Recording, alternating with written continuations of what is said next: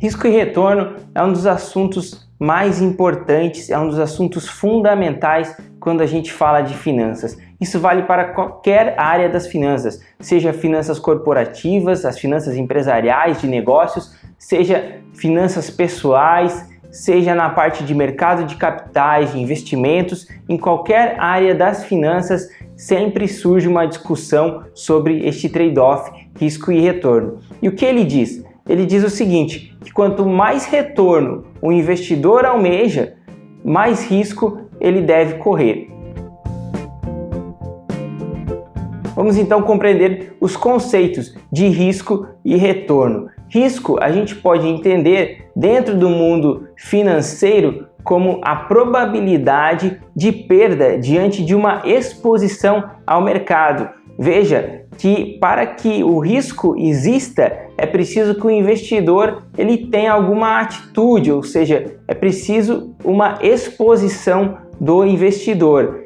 Por exemplo, ninguém vai perder dinheiro em um cassino se não entrar no cassino e não apostar seu dinheiro lá. No mundo das finanças é a mesma coisa, você só vai correr risco em um determinado tipo de investimento se você de fato aplicar o seu dinheiro naquele investimento.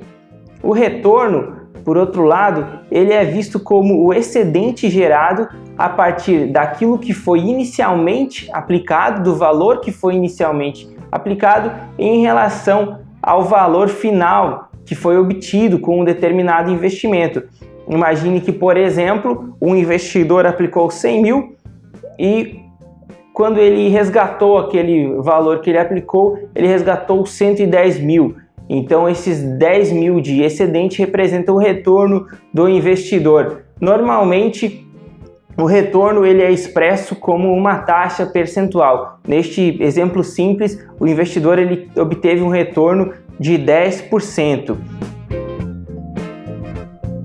Na prática, no mundo dos investimentos, a gente pode trazer aqui dois investimentos do mercado brasileiro que tranquilamente podemos considerá-los como investimentos com risco mais baixo. Vamos citar aqui a caderneta de poupança e também um título público chamado Tesouro Selic, que é um título público pós-fixado atrelado às variações na taxa de juros.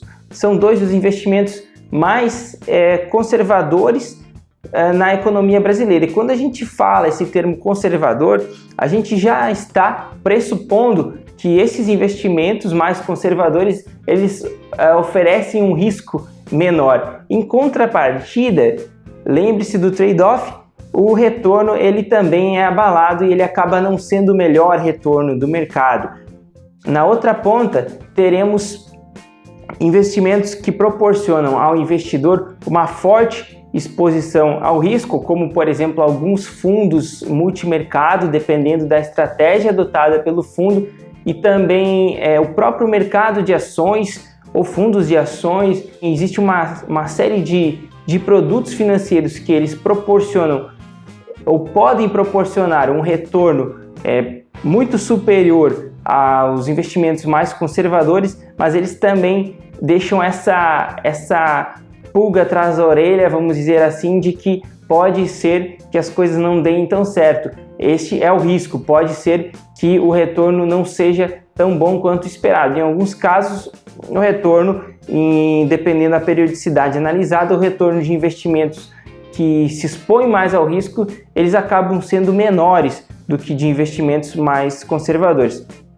Vale aqui fazer um parênteses sobre o nosso caso brasileiro. O Brasil, historicamente, aí desde do Plano Real, desde 1994, o Brasil teve alguns momentos de trabalhar com taxas de juros altíssimas. Eu me refiro aqui à taxa básica de juros da economia brasileira, a taxa Selic. Ela já esteve aí no patamar dos 14% ao ano.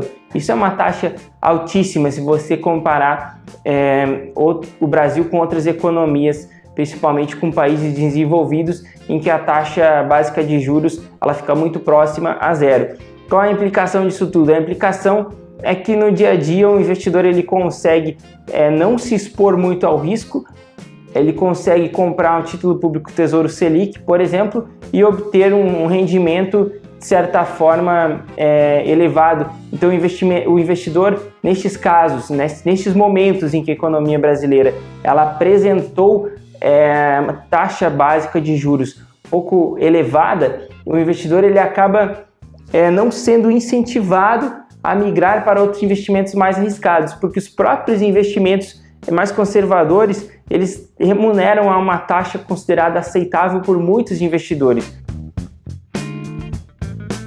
Bom, por fim, este tópico de risco e retorno, ele acaba abrindo caminho para a gente trabalhar com outros assuntos. E é muito importante que você tenha em mente que o nível de risco que você irá aceitar em determinado investimento, em busca de um maior retorno, ele também está muito atrelado ao seu perfil de risco e também ao seu momento de vida. Ou seja, é complicado se uma pessoa ela acaba se expondo muito ao risco se ela não tem capacidade naquele momento de se expor, ou seja, se é mais prudente que ela não se exponha tanto ao risco. Então isso significa que mesmo um investidor com um perfil agressivo, em determinados momentos de sua vida é mais adequado, é melhor que ele tenha uma postura mais conservadora em seus investimentos. Isso para preservar o seu patrimônio e sua saúde financeira no longo prazo, certo?